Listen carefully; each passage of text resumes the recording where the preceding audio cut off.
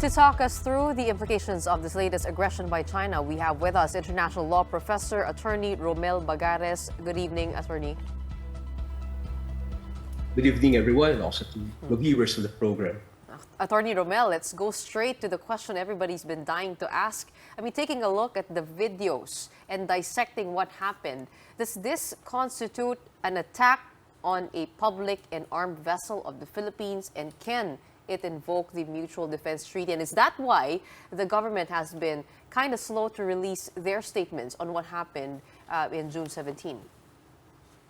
Well, while it's very concerning, and in fact, I would characterize it as a further escalation of what's happening there, I wouldn't characterize it as something that really amounts to an armed attack. I mean, international law, the test is scale and effects. No? And if you look at the jurisprudence of international tribunals, scale and effects would usually involve deaths and widespread destruction of facilities. So right now, what happened, although it's quite serious, and many people think, and I also tend to think, that it's just a matter of time before someone actually gets killed. But right now, it's not yet an armed attack under international, and even under the provisions of the Mutual Defense Treaty of 1951. But they boarded the Philippine, the vessel, the rib. Is that allowed? Isn't this already, as the AFP called it, they call it piracy. What is our defense? Do we just, stand there and let this progress? As I said, in international, there are rules, because we're talking here of two sovereign countries, two sovereign states. And the threshold is scale and effects. In the case of Nicaragua versus US, the International Court of Justice said that the scale and effects test would mean that you have the use of force that amounts to the action of a regular armed force. So that would have, and in another case, that is elaborated on as involving deaths and widespread destruction of facilities. Of course, what China did is illegal. No? You're talking here of Philippine Navy vessels, and they are actually protected by sovereign immunity. And under international, you can only use force if there was reason for it, and only in a proportional manner. That's the requirement of international. And I don't really see any reason why China would do that board our vessels and even hurt soldiers. No? Another point is that, well, it does not qualify as piracy under the UN Convention on the Law of the Sea, because piracy is always for private ends. That's one of the necessary elements of piracy under the law of the sea. And this one obviously involves a state, and the injury committed was not for private ends. So it does not qualify as piracy, but I would actually characterize it as some deployment of the use of force that does not really rise yet to an armed attack. So if not the Mutual Defense Treaty, what law under UNCLOS can the Philippines lean on as far as this injury is concerned? Well, there was seizure, and I understand the boats have not yet been returned. There's a procedure in the International Tribunal on the Law of the Sea where you can file a suit for the return of those vessels that were seized, and also for damages. That is the remedy available right now that I can think of under the UN Convention on the Law of the Sea. So remember, the response is always proportionate. No? So this is not yet something that would actually amount to a shooting war as they stand. Attorney Romel, many pundits believe na the Mutual Defense Treaty should be invoked, not necessarily to go to war or to declare war, but to initiate discussions with the US, particularly Section 4 of the MDT, which highlights the consultation requirement, which says na both parties should consult on what measures should be taken for common defense. Do you agree with that? And what do you think these consultations will look like, and what should come out of them? Well, I think the bigger picture really for us is that we need to clarify with the US exactly what they mean when they say that they will defend our interests. Because I think there is ambiguity by design in the MDT.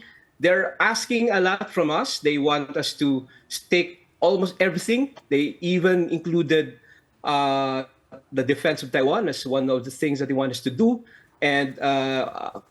And accordingly or purportedly under the cover of the MDT, but that's not even covered by the MDT. It's not part of the language of the MDT.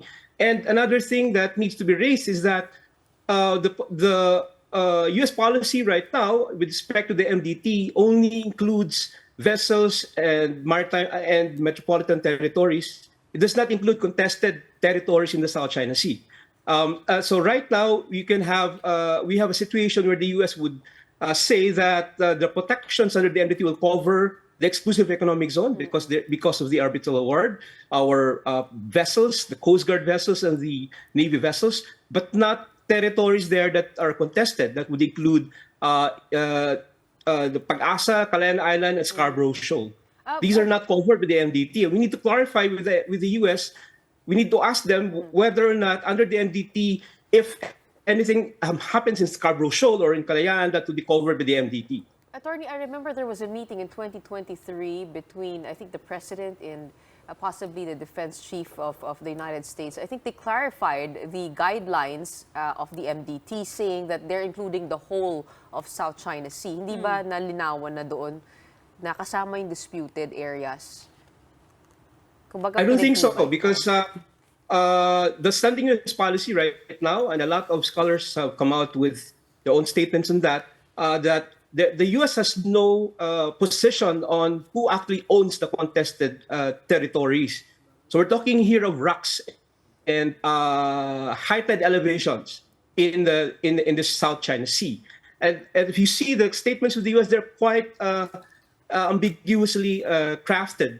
They do not actually say that the MDT would cover these disputed rocks and high tide elevations in the South China Sea. Only vessels of the Coast Guard and the Navy, and then those vessels that are found in the exclusive economic zone by virtue of the arbitral award So it hasn't that would been cover actually a Union specified. shoal.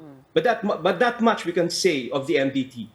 To be honest, the details of what happened in June 17 are still quite hazy. We have been struggling to get Information on about what, the incident. how it went down. For example, in this resupply mission, usually we would see the Onaiza Mays being escorted by Philippine Coast Guard vessels to Ayungin. But in this case, we are seeing a Navy boat.